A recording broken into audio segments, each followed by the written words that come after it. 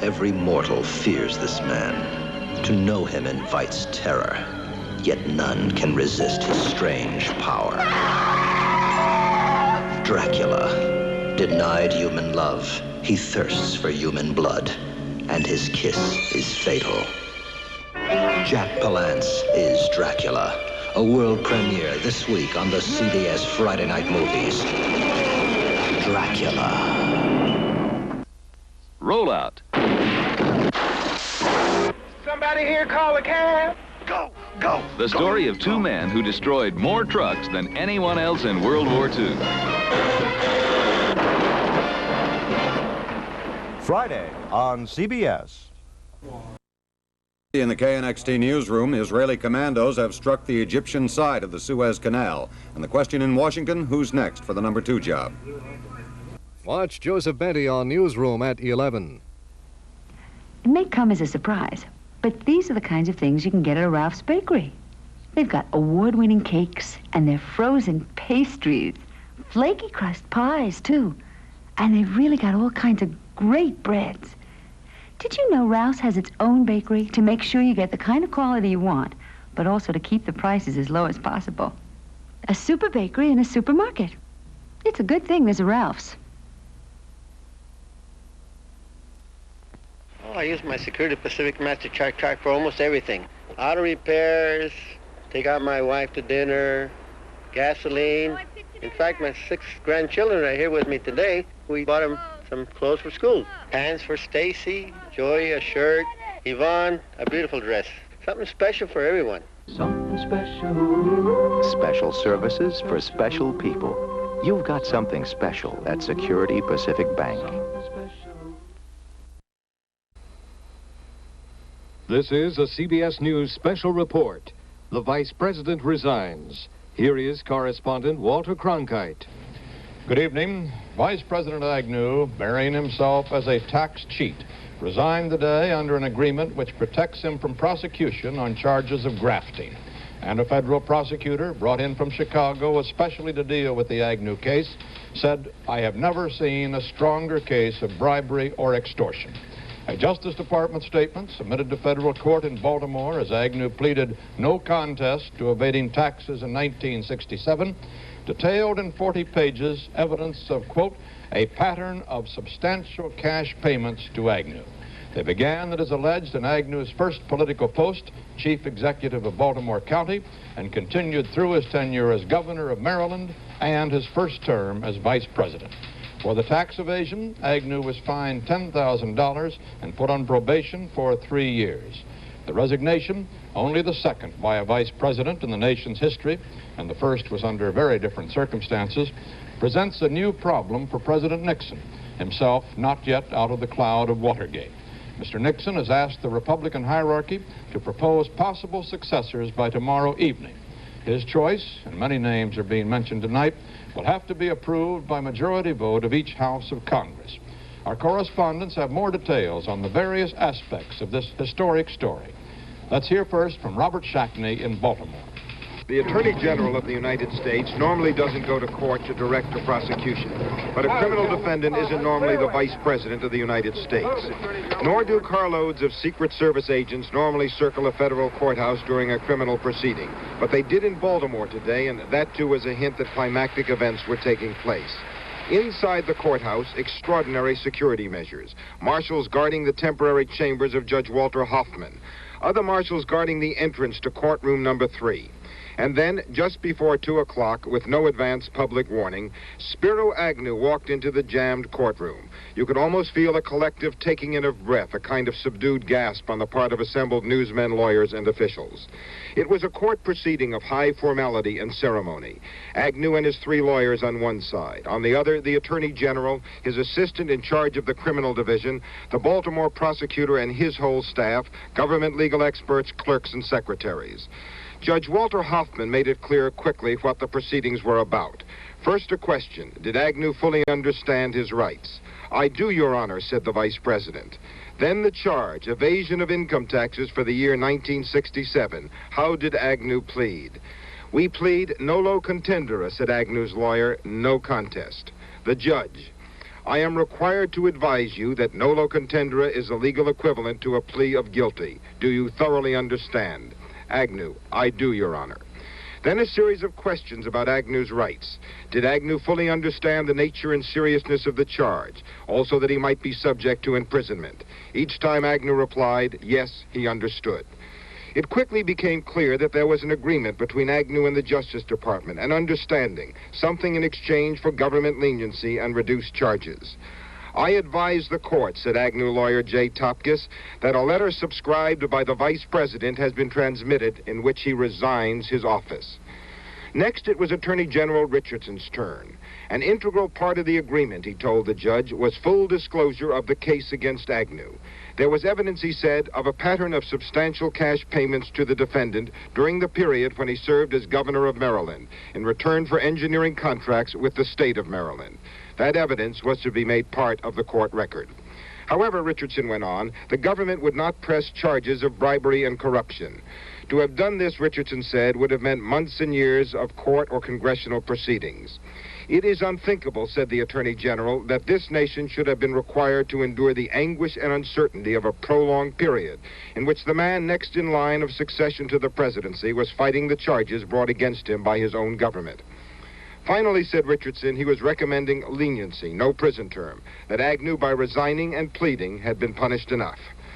When it was Agnew's turn to speak, it turned out to be a statement that didn't quite admit but didn't quite deny guilt. With one exception, said Agnew, I deny the assertions of illegal acts on my part. The exception. I admit that I did receive payments during the year 1967 which were not expended for political purposes.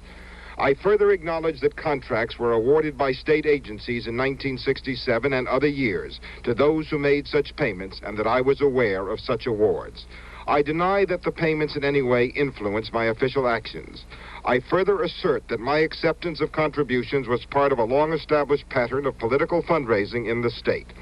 At no time have I enriched myself at the expense of the public trust. The final act in the courtroom drama, imposition of sentence. The normal penalty, said Judge Hoffman, a 2 to 5 month prison term.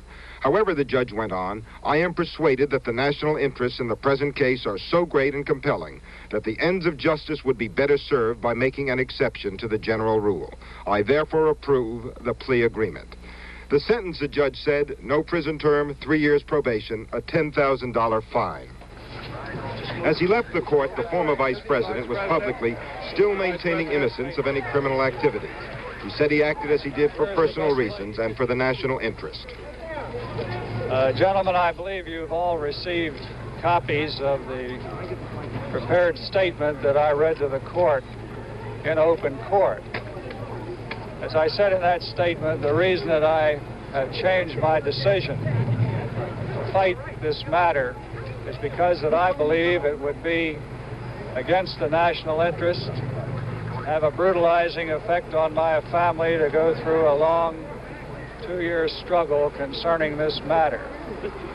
You also may be aware of what I said in open court, that I categorically and flatly deny the assertions that have been made by the prosecutors with regard to their contentions of bribery and extortion on my part.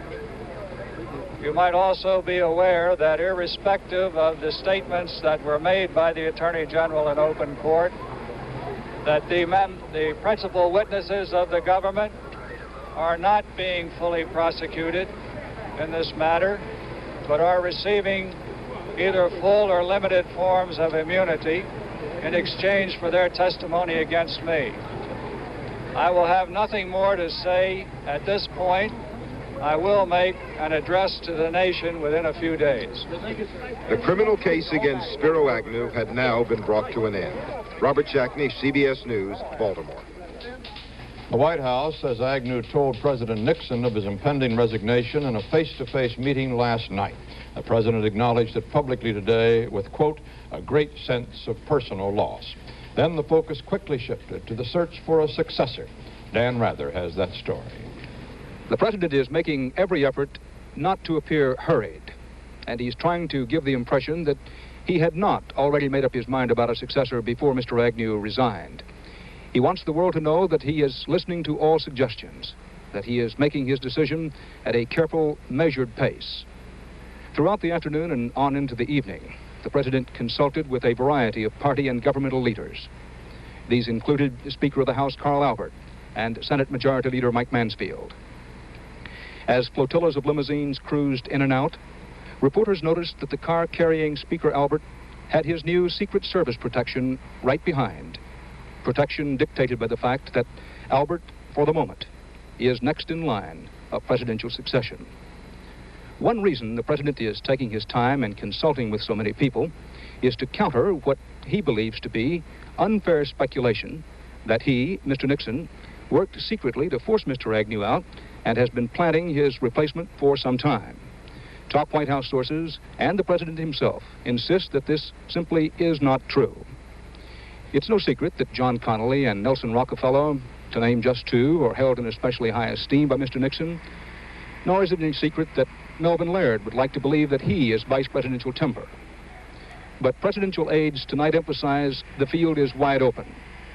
The only guidance given to reporters is that Mr. Nixon does not want his nominee to be considered a caretaker vice president.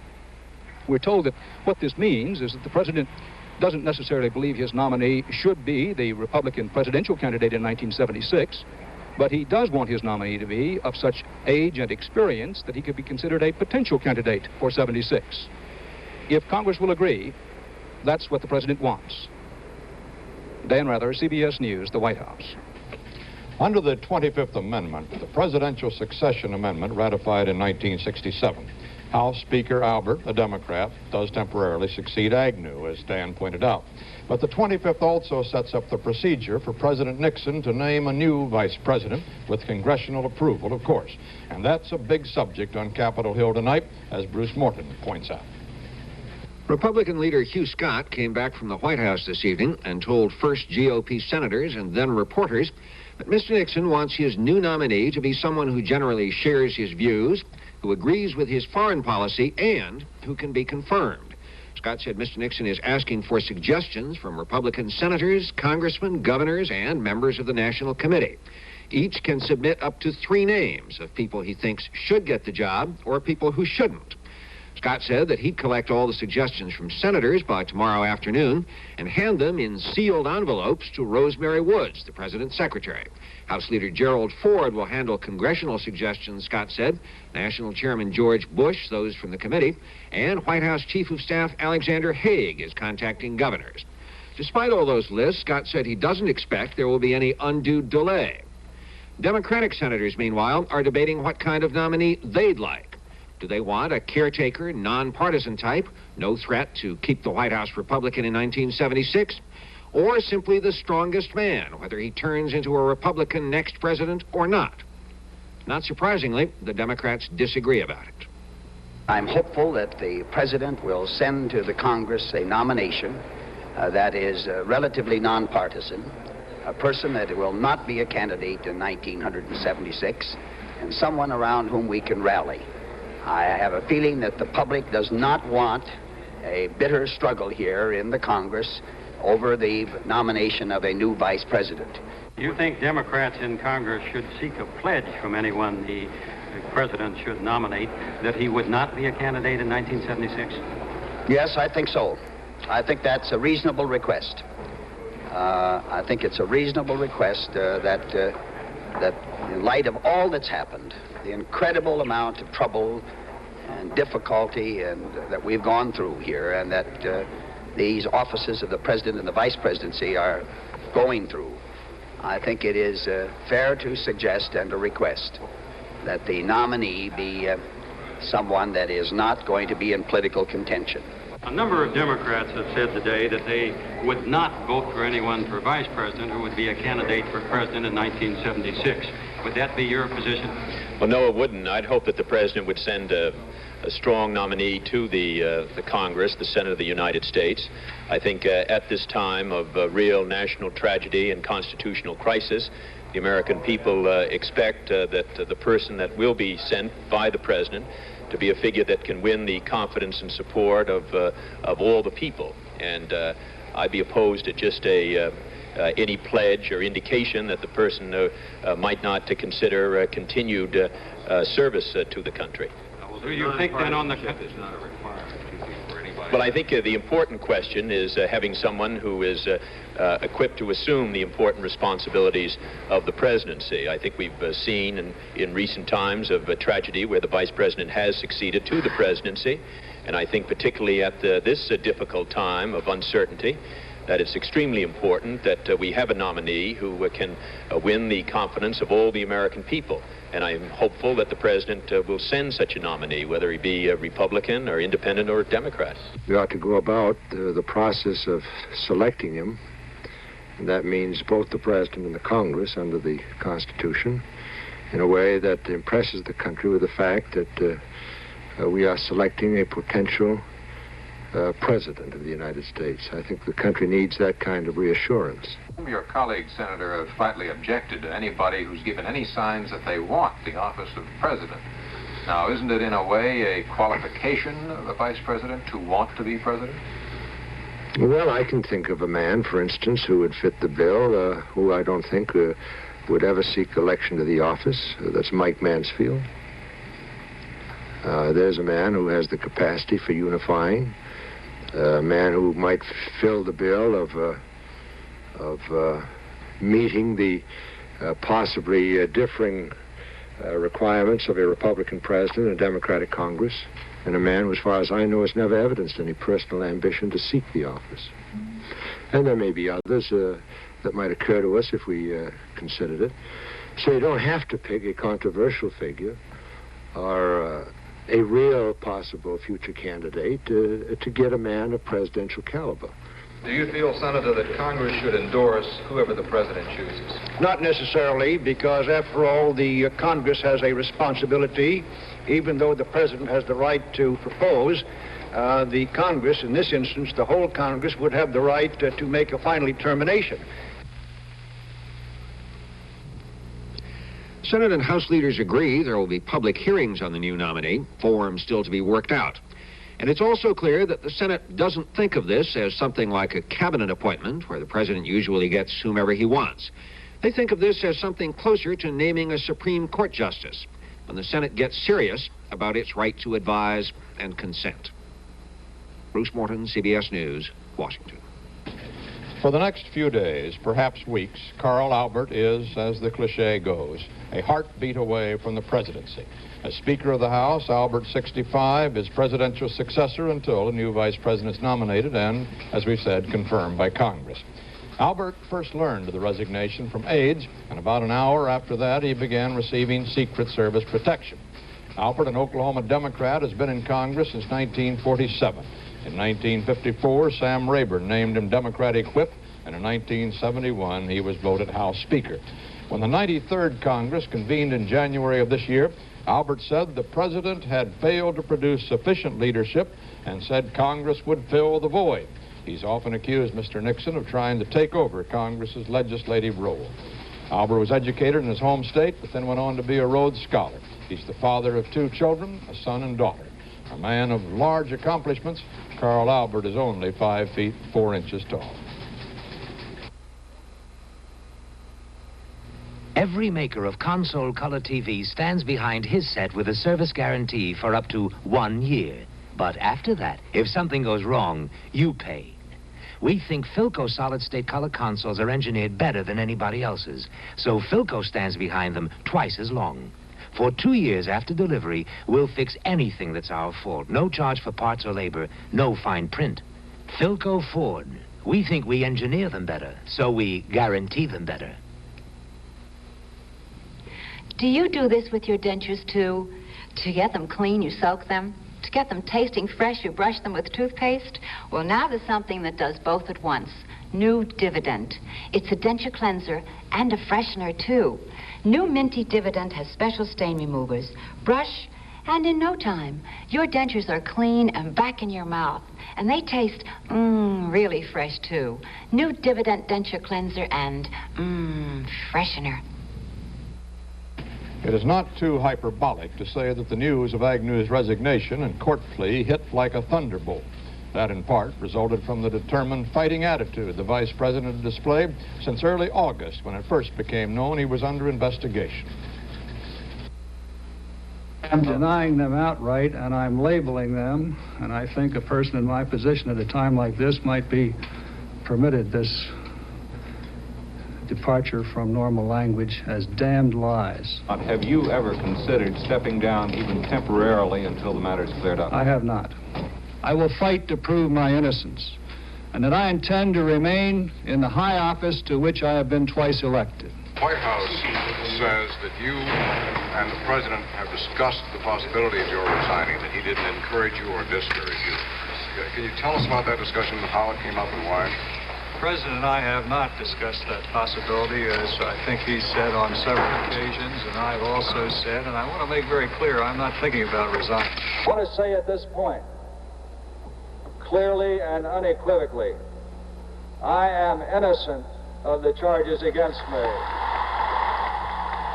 The conduct of high individuals in the Department of Justice, particularly the conduct of the chief of the Criminal Investigation Division of that department, is unprofessional and malicious and outrageous if I am to believe what has been printed in the news magazines and said on the television networks of this country, and I have had no denial that that is the case. Because of these tactics which have been employed against me, because small and fearful men have been frightened into furnishing evidence against me, they have perjured themselves in many cases, it's my understanding. I will not resign if indicted. I will not resign if indicted. In spite of those denials, during the 9 weeks the matter has been publicly known, the government already had built much of its case against Agnew. In fact, many of the allegations must have been known during the first 8 months of the year, before he was notified that he was a target of the federal grand jury. Again, we hear from Robert Shackney, a film report he prepared before today's dramatic conclusion of the case. From his earliest days in local politics as zoning official and then as county executive of Baltimore County, Spiro Agnew learned and accepted the political reality of the suburbs, that land developers, builders, contractors, architects, and engineers could and would finance political campaigns, his own included. And in the years of great suburban growth, these were the same builders, engineers, and architects who won multi-million-dollar government contracts for bridges, highways, sewer systems, and government buildings, and who won zoning decisions for immensely profitable new subdivisions and industrial parks.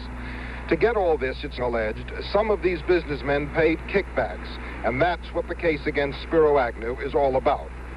While denying anything improper or illegal, Agnew's frank to say he knows the businessmen in question. I had some people who were in the engineering business who were longtime friends and political supporters. I did not ever have any financial transactions with these people. I did consult with them. I did listen to their complaints. I did allow them access, as most political figures do, to persons who are supportive of their political campaigns. At least 3 consulting engineers have told prosecutors of making payments to Agnew.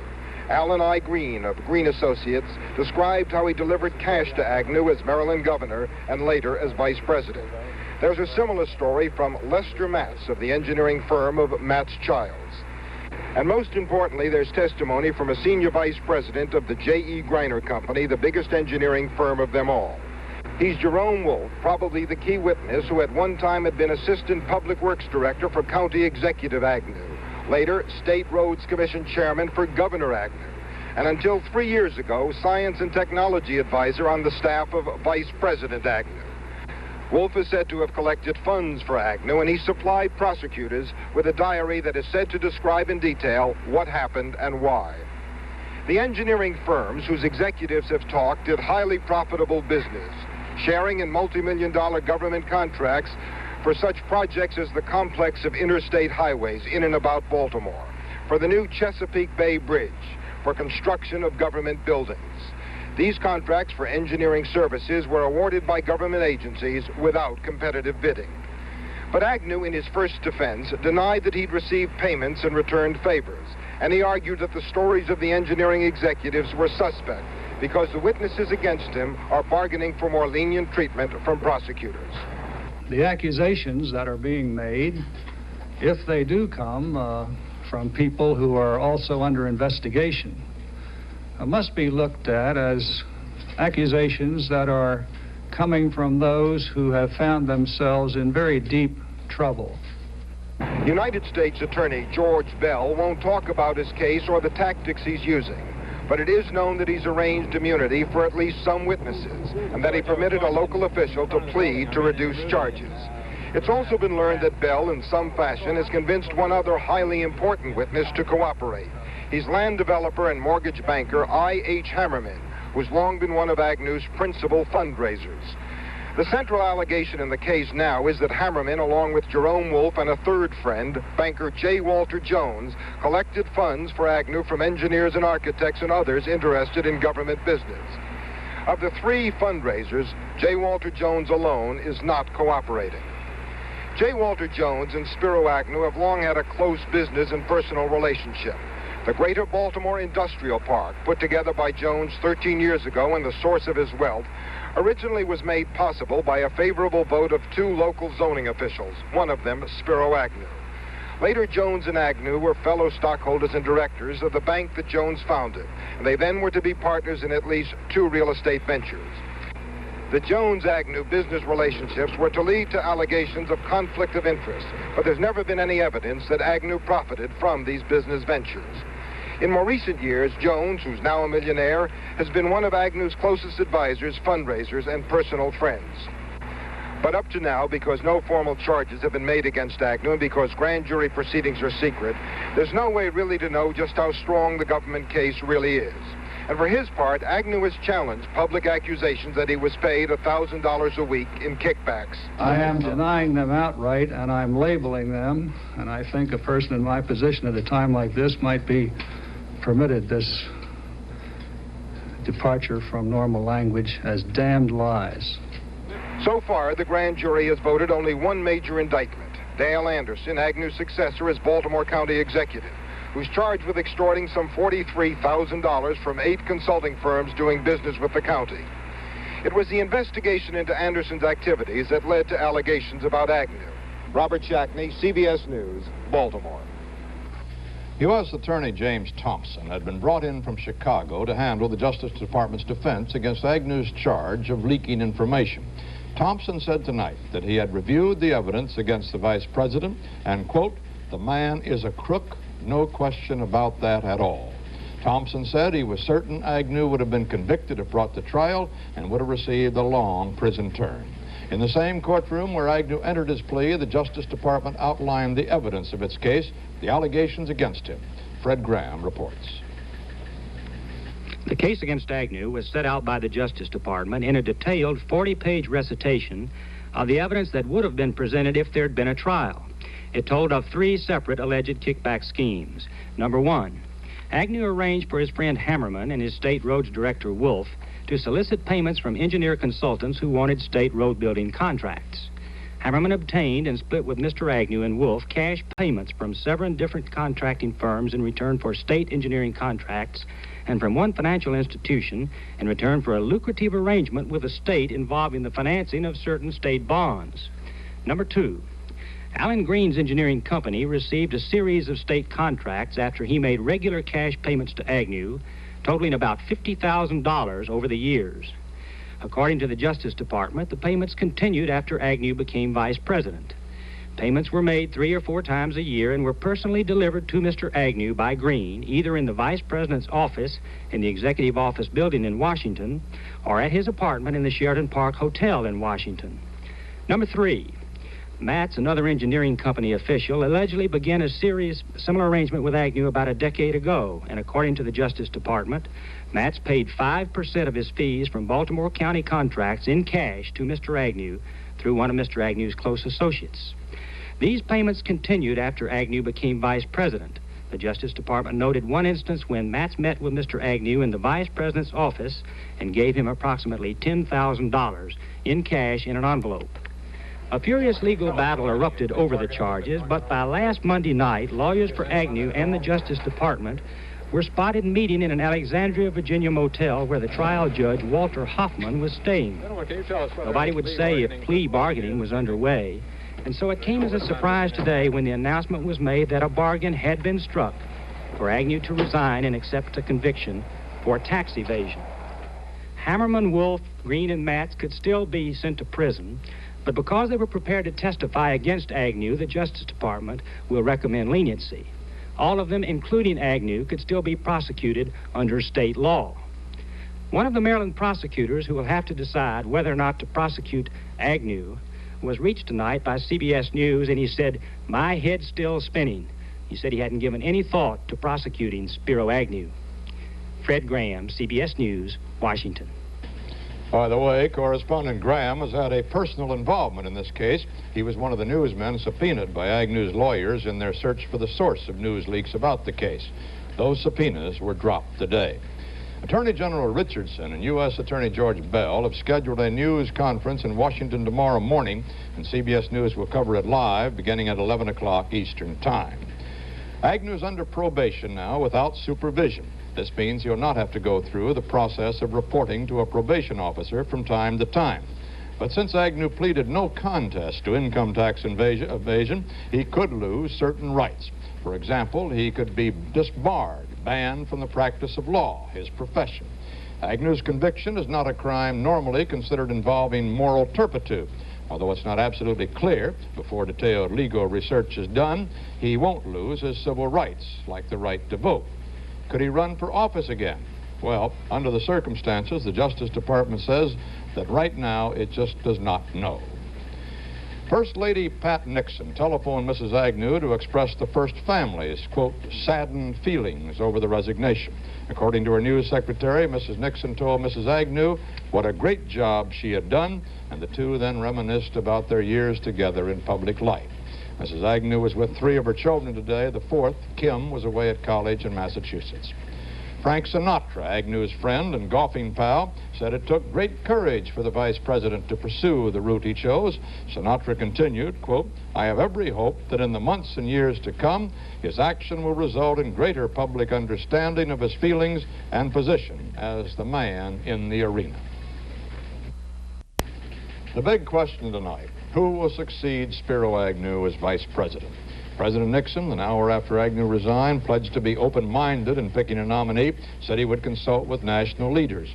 Some of the names being mentioned as possibilities are Republican House and Senate leaders Gerald Ford and Hugh Scott, former Secretary of State William Rogers, Attorney General Richardson, presidential aide Melvin Laird, Republican National Chairman George Bush, former Governor William Scranton of Pennsylvania, and Senator Howard Baker. But many of those men might run into trouble on Capitol Hill. Democrats already have let it be known that they might not approve of someone who might use the office as a stepping stone to the presidency in '76. That reasoning might also spell trouble for the 3 men most prominently mentioned as possible successors to Agnew, Governors Reagan and Rockefeller of California and New York, respectively, and former Texas Governor John Connally, a recent convert to the GOP. Here's what they had to say about Agnew's resignation. The resignation of Vice President Agnew is the culmination of a tragedy, both for the country and for him personally. He's my friend. Is that your statement, Governor? Yes, sir. Now, what about your own position in this, Governor? You've been mentioned prominently as a possible successor to Mr. Agnew. Would you be willing to accept such a position? I have no speculations in this field at all. As you know, I've maintained a very simple position from the beginning, that the tradition of our country is that a man is innocent until proven guilty. And that, as I've said before, there's an old phrase in Latin America that nobody climbs the top over the dead bodies of his friend. Do you expect to hear from the White House, Governor? You never know in this world who you're going to hear from. I am shocked and saddened. Ted Agnew was and is a friend of mine. I know none of the details about this case or what has taken place, and therefore I have no further comment to make, no questions that you could ask that I could answer about it. Just again, I think that As I say, I'm saddened, and I'm sure that most people in America are by what has taken place. Would you be available as a nominee if the president asked you? I don't have any comment on anything further. Well, I can guess. Governor, what's there to say right now about this resignation? Well, it obviously is a great personal tragedy, I think, for the vice president, and I think it's a sad day for the republic, very frankly. I don't think there's anything about it that should evoke any joy or happiness on the part of anybody. I just think it's a real sad day. Have you talked to the president about this? No, I have not. No, I have not. If you were offered the vice presidency, would you take it, Mr. President? I'm not going to speculate on that at all. I don't have any idea what he'll do, and so I'm not going to, at this point, speculate about what he might do or anything about it. Do you have any idea, Governor, when we might hear a nominee named? No, I don't. No, I don't. I think the country is going to be saddened by what happened today, as I think it properly should be. The president, I'm sure, will consult with a great many people, as is his custom under such circumstances, and then I think he'll move with as much dispatch as he feels possible. And I think that'll be in the interest of the country. Another whose name has been tossed about as a vice presidential possibility is Senator Barry Goldwater, who ran unsuccessfully for president in 1964. But less than a month ago, Goldwater said if a replacement for Agnew ever was needed, he had his own personal choice, and it was not Barry Goldwater. Senator, let's suggest that it comes to pass that Agnew does resign. Who do you like, Connolly or Rocky? I like Reagan. Are there any of the people mentioned, including Rockefeller, Connolly, and others, who would not be acceptable to you? No, I can accept anybody that they're talking about. I think Mr. Connolly would be a very fine choice. Rockefeller is moving to the right so that he's much more acceptable than he was at one time, and he's very, very strong on foreign policy, which I think is the most important attribute of any man in those two offices. But Reagan is your first choice. He would be, but I don't think he's going to seek it. So that you're probably down, when you mentioned Connolly and Rockefeller, you're probably down to the two that would be there. Would there be objections from Republican members of Congress to Mr. Connolly based on the fact that he's a brand spanking shiny new Republican? I don't think so. You might get some of that reaction from state chairmen and national committeemen, but those of us in the really the nitty-gritty of Republican politics know that we're a minority party, and we welcome anybody just so they're alive and have blood running through them. And given resentment in the Democratic camp, do you think there's any chance that Connolly would get in? You're meeting as a senator, your fellow members. Oh, I think that he would. Oh, no, there'd be no opposition to Connolly in the Even from the Democratic camp, making a... Oh, the Democratic camp, I don't know what nobody knows what they're going to do. They don't even know themselves. Senate vacancy occur. Do you rule yourself out as filling the post of the vice presidency? I would rule myself out. No one's talked to me about it. And I wouldn't look forward to it if... hello, James. No, Doc back there. No, young man never going to say that. No man's going to say he'd rule himself out of being named vice president. Wouldn't want to run for it, but I'm getting to that age where it falls as the gentle rain from heaven. The assassination of President Kennedy thrust Lyndon Johnson into the White House, but left the country without a vice president. That problem for this and future administrations was remedied 6 years ago by the 25th Amendment. It calls for the president to nominate a vice president who must be approved by a simple majority of the two houses of Congress. But procedural questions still remain. How long does the president have to select the nominee? Must the nomination first go to a congressional committee? David Henderson spoke with Harvard professor Paul Freund, an authority on constitutional history, about the problems of picking a successor to Agnew. What is the precedence for a vice president resigning like this?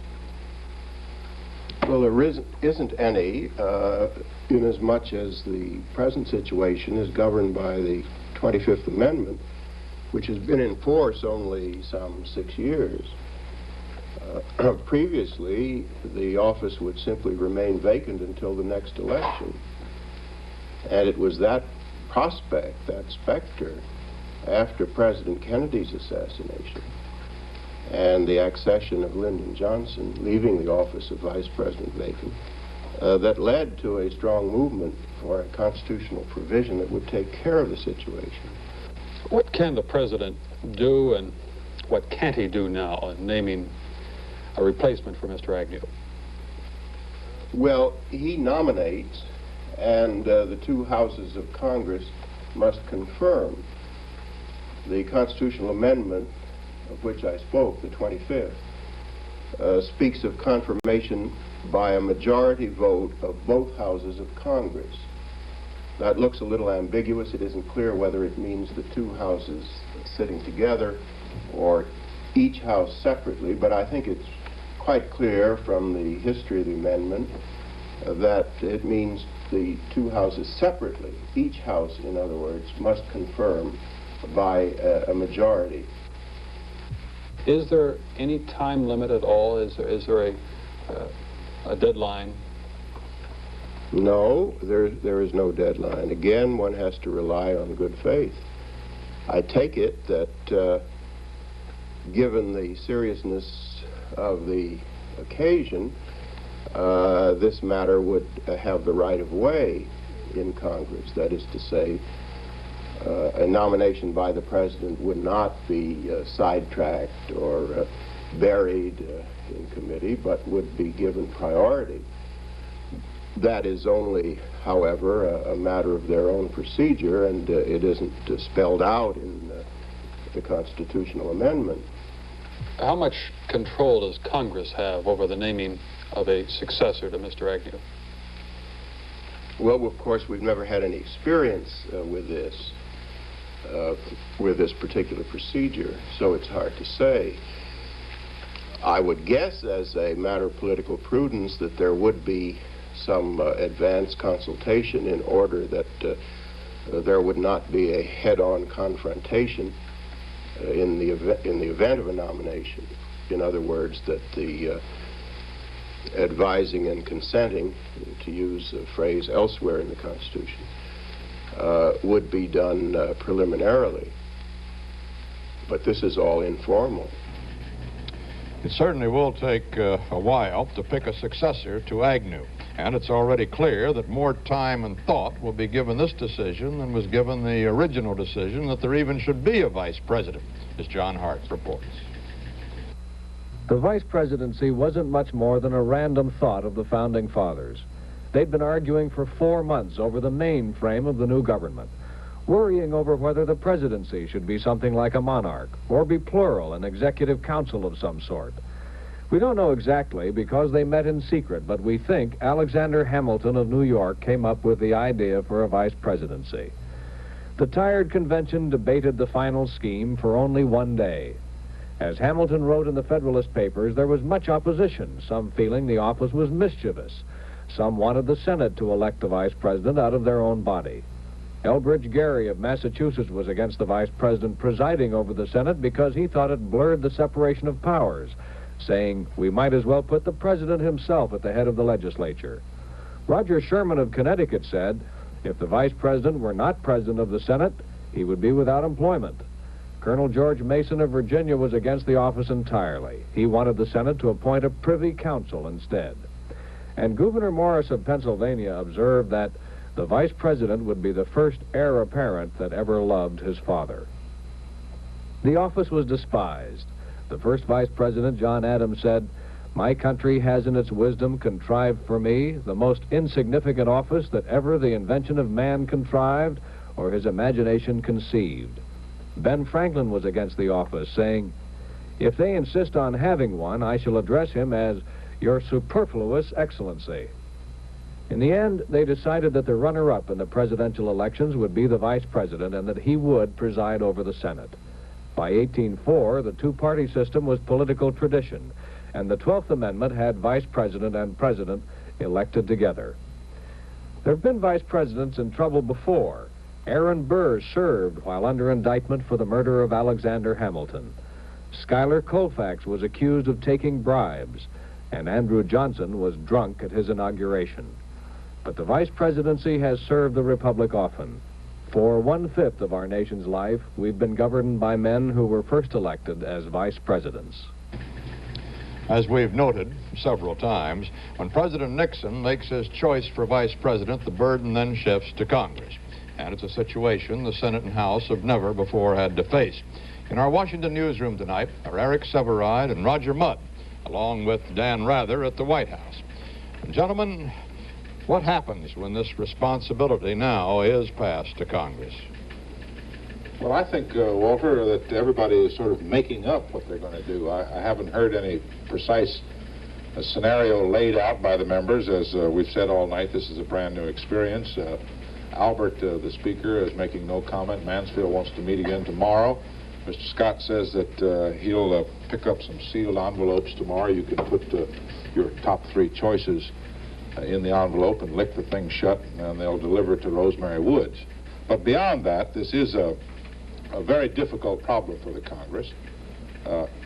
And the Democratic Party on the Capitol Hill is being dragged really directly into the Republican nominating procedure. If you take your average Democratic congressman and visualize his predicament, if the president sends up a nomination that is someone of the stature of John Connally or Ronald Reagan or Nelson Rockefeller, the Democratic congressman is being asked to vote for him in 1973, and 3 years later, when that man presumably has the Republican presidential nomination, he's got to attack him back home in Indiana or Iowa. Suppose he sends up a caretaker. Then that congressman is being asked to approve some throttle bottom or wintergreen who's not really fully qualified. He hopes that the president will send up somebody halfway in between.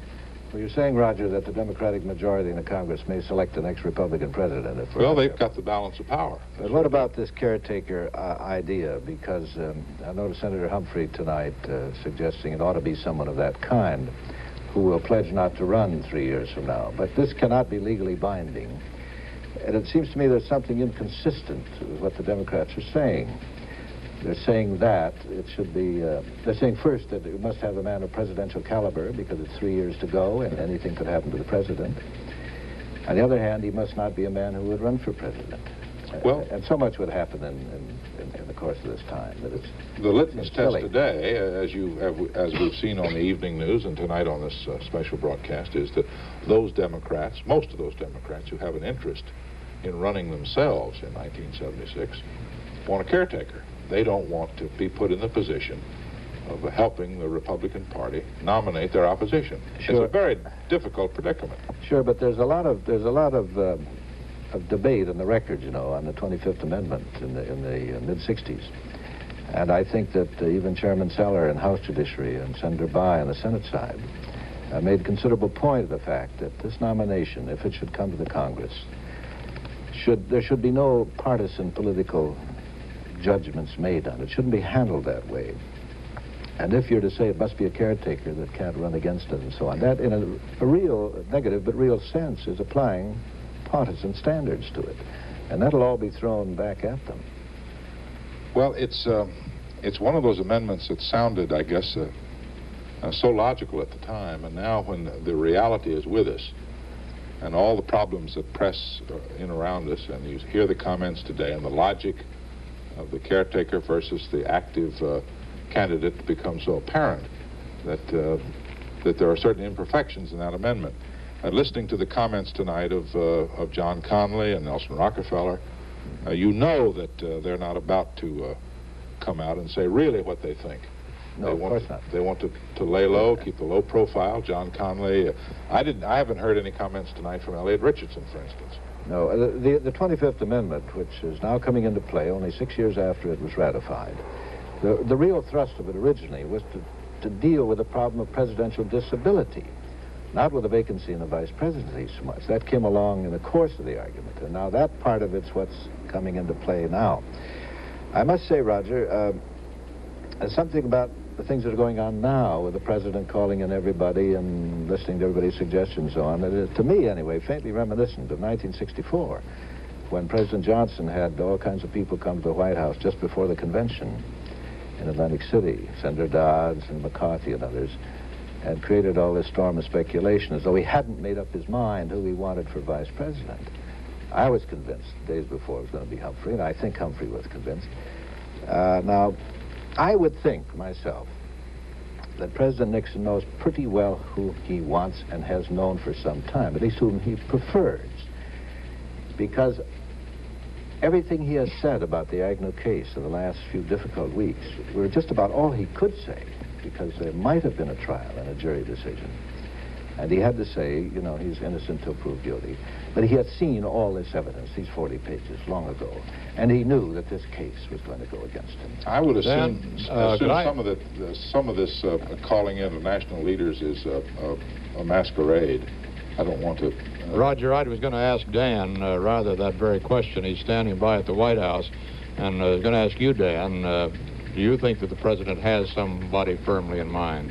Yes, and I agree that he's had someone, or perhaps several people, firmly in mind for some long while. Now, one should be careful to emphasize, I want to be that careful, that perhaps he had not finally decided upon someone. But to put it out straight, I think the president for some while has wanted John Connally to be the next vice president if Mr. Agnew was not going to be able to remain in office.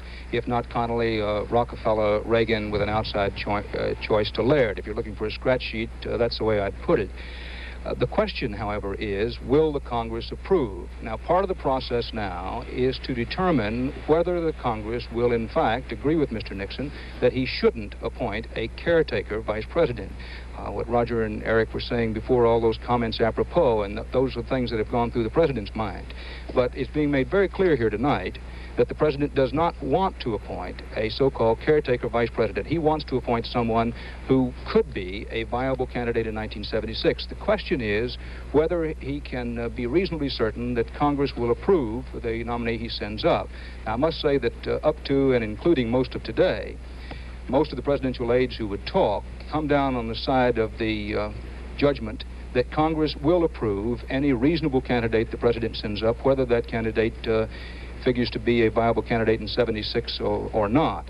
The president is, however, bending over backwards to give this impression that he hasn't made his mind made up, because, again, it can't be emphasized too strongly, I believe, how sensitive the president is to what he considers to be this unfair speculation that he set out to dump Vice President Agnew and has been planning the succession for a long while. They're very sensitive about that here, and they consider it unfair even to bring that up. Dan, has it ever been determined why the president several weeks ago asked John Connally to cancel a foreign trip he had planned and to stand by in the United States? It has never been confirmed why he did that. There are any number of Connally's friends. It's a self-serving thing for them to say, of course, and in his service to say it, but there are any number of Connally's friends who said at that time, listen, Agnew's going to go, and the president wants Connally to serve in his place. Do you think, then, that the president thought the timetable for Agnew's resignation was going to call for that considerably earlier than this? Yes, it's in the area of speculation, but you've asked, and I must say that all the evidence has pointed to the president believing for some while that it was no longer a question of if Vice President Agnew was going to have to leave. It was only a question of how soon. Walter? Yes, indeed. Connally, I was with Connally a couple days ago in Dallas and Houston. He just flatly denies that he's had any conversation at all with Mr. Nixon about the presidency, the nomination in 76, or the vice presidency. And watching him campaign back and forth for the last couple of weeks, he makes two messages come across from Mr. Connally. One is that I'm not going to talk about Mr. Agnew's troubles. I know he's got troubles. I don't want to talk about his troubles. He's got bad troubles. And then he says that the Republican Party has got bad troubles because of Watergate. It's obvious John Connally's ambition comes through all these denials of office seeking. So he says he has not talked to Mr. Nixon about either nomination. I can note, Roger, that the same applies to Governor Rockefeller of New York. And as regards the presidential possibilities, while the governor right now is presumably in the throes of deciding whether to run for another term as a governor, a lot of the people around him are talking of presidency again. You know, Roger, theoretically, the president could send up a list of names to the Congress and say, you pick. That idea was discussed during the debate on the 25th Amendment. Mr. Nixon, who was then a private citizen, opposed that. He thought it should be just one name, though he also thought at that time, as I recollect what some of the historians have been writing recently, that we should reconvene the Electoral College and not have the Congress do it. Now, what is the mechanism in the Congress? They've never faced this procedural problem before. Well, I suppose they could have a joint committee from the outset to save time, but they're not going to, are they? no, I think it sounds as if the House Judiciary Committee will handle it on that side. Howard Cannon, the chairman of the Senate Rules Committee, already is claiming jurisdiction for his committee. It appears that it will be a standing committee of House and Senate to do it separately. And you know, there's another little fallacy in the 25th Amendment, it seems to me, that the Speaker of the House of Representatives is the man who is in line to succeed the President. Now, the longer he can hold out and delay in the processes of the Congress, not that Carl Albert is likely to do this, but a man with greater ambition, and perhaps if you had a president who was a little bit older, a little more feeble perhaps, could delay the process, couldn't he? well, there's no timetable laid out, is there? And there's no timetable, as we pointed out tonight, that requires the president to send up his nomination within a week. I think the original proposal was 30 days. Well, the American Bar Association, way back in those debates, suggested a 30-day deadline, but that was dismissed on the assumption that any responsible president... You have to assume that, don't you? Eric, could the president send up a list of names? Doesn't the 25th Amendment call for him to nominate somebody that the Congress will then approve? Well, I've forgotten exact wording. That was discussed, that's all I said, that when the amendment was up. Walter and Eric, I wonder if perhaps Roger would be the one to do this. Does the Congress plan to investigate the president's nominee? One of the concerns being expressed by some middle-level White House people is that whoever the president sends up as a nominee has to be, to use their phrase, super clean. Now, you could assume that the president himself would do some investigating, but what would be the procedure for the Congress investigating his nominee? Well, it's a good question, Dan, and it's an apprehension that's been expressed particularly by liberal Democratic senators, and several have said that they reluctantly would vote for a active Republican, knowing that it might help him get the nomination in '76. But the hearings would have to be very tough. And those hearings would consist of regular staff investigations. The Senate Finance Committee conducted an investigation of John Connally. The Judiciary Committee conducted one of judicial appointments. So there's no lack of staff up there. That would not be a problem. The hearings could drag out if the president chooses to insult the Congress with a nomination. I see no evidence of that. Thank you very much, Eric, Roger, Dan in Washington. Well, in addition to his own personal and political losses, Agnew's bearing a family loss, the death yesterday of his half-brother, 67-year-old Ray Pollard. The former vice president went tonight to a funeral home in Randallstown, Maryland, to pay his respects, and he spoke briefly to reporters there as he was leaving, and we just received film of that. Mr. Agnew, can you comment? Can you comment on the developments today, sir? I'm going to have something to say in a few days, not tonight. Can you give us an idea about how long a few days might be? Probably 2 or 3 days. What format will that be, sir? Well, I haven't decided. I have to check it out.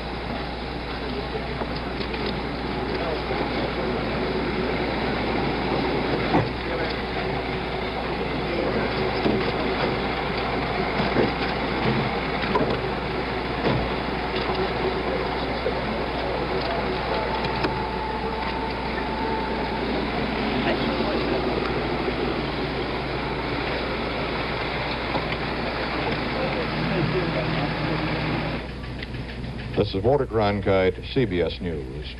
Good night.